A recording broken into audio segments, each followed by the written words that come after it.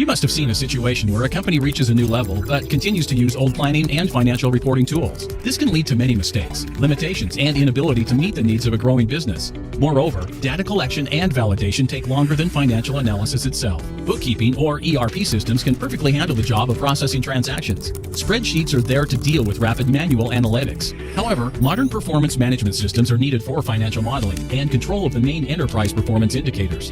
Intoplex, an IBM business partner, develops and deploys enterprise performance management solutions that are available to major as well as small and medium entities. Our leading experts will create for you a single financial or production system that would unite legal entities and business units. Reports and analytics will be collected automatically, thereby eliminating the need for manual operations. In addition, data elaboration and visualization will improve the quality and speed of management decisions. It will help you uncover insights and tear away from your competitors. Order a free demo solution that can be based on your data and directory.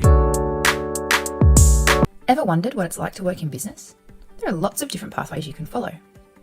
When we think about careers in business, we often imagine someone making big deals in their fancy office, but there's actually a lot more to business than that.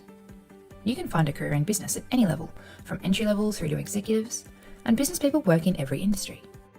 Some people help manage others who are doing different kinds of work. For example, hotel managers look after cleaners, bar and restaurant staff, chefs, and reception staff to keep their hotel running smoothly. Others work in administration, so they keep the paperwork in order and make sure everyone has the information they need to do their job. Lots of business people want to work for themselves, and they may even start their own global business. You don't need a degree to get started in business, and many of the most successful business people have worked their way up from the bottom.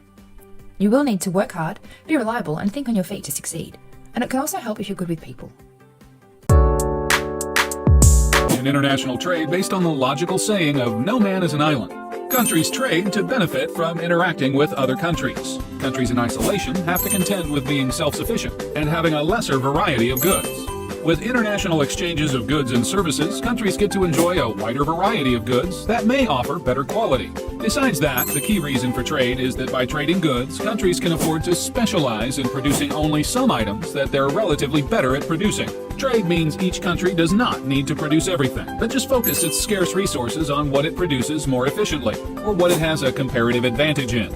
The country hence focuses all its resources in what it's best at producing, mass producing for the whole world, and exchanging these for what it's not so great at producing. On a global scale, this means that the world becomes a global production hub, with each country specializing in producing what it's best at. The world's scarce resources are hence put to their best use for all our wants, allowing more to be produced and hence consumed globally. This is the main advantage of trade that is spelt out in the law of comparative advantage. Plus, with mass production, there are cost savings as firms benefit from bulk purchases and specialized manpower, or known as economies of scale. So international trade really is a big step forward for the world in increasing its efficiency. That's why we have countries signing trade deals to foster more cross-border transactions that tap on each other's resources. When we talk about product, we mean things like the quality of the product, the design, the packaging it's sold in, and the brand.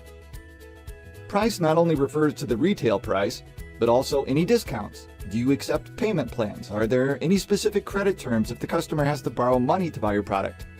Promotion deals with any advertising. Personal selling. Are there salespeople? Public relations, emails, anything that gets the word out. Place. Do you have a retail location or a storefront? Do you deliver? Can the product be downloaded? Basically, all distribution methods. Let's say you want to sell hamburgers. Great, but first you need to know your target market. Who are you going to sell hamburgers to? Well, hello there. Your target market will affect your 4 Ps. In this case, you'll want a very high-end hamburger.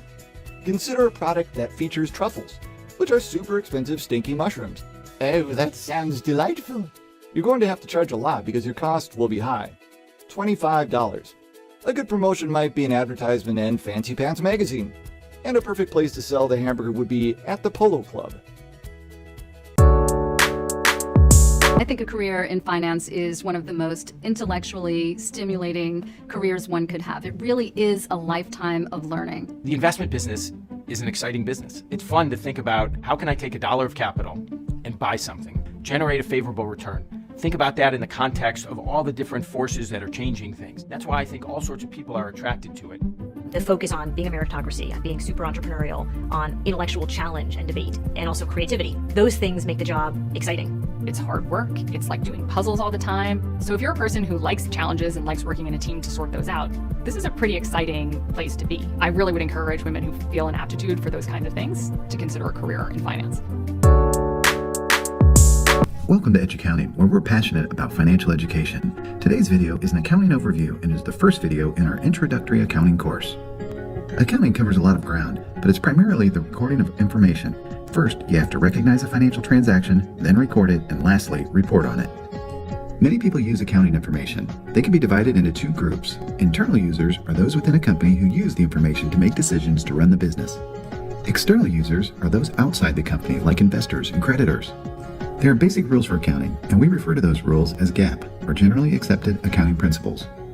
The basic accounting equation was developed by Da Vinci's tutor named Pacioli, and explains double entry accounting where assets are equal to liabilities plus equity. When transactions are recorded, they affect the accounting equation, but it must always stay in balance. The four main financial statements are the income statement, the balance sheet, the statement of cash flows, and the statement of retained earnings. The income statement shows how much income was left after you subtract expenses from your sales. The balance sheet accounts for all of the assets and how they were obtained. Was it from taking out loans, selling ownership, or using earnings to buy things? The statement of cash flows shows how money moves through the company. It gives insights into whether the company collects money from customers, how it pays its debts, and where it invests. The statement of retained earnings tracks the amount of earnings the company keeps. It starts with beginning retained earnings, adds income, and subtracts dividends. A balance sheet is a statement of a company's net worth and financial position at a specific point in time, detailing the value of its assets or what the business owns, as well as the liabilities and shareholder equity or what the business owes. While a balance sheet doesn't depict everything about a company's performance, like whether it's profitable or not, it does highlight whether a business is using its resources efficiently or taking on too much debt. By separating current assets like inventory, securities, and accounts receivable from property, equipment, and other fixed assets, the balance sheet also indicates whether a company can generate enough cash to survive a financial crisis.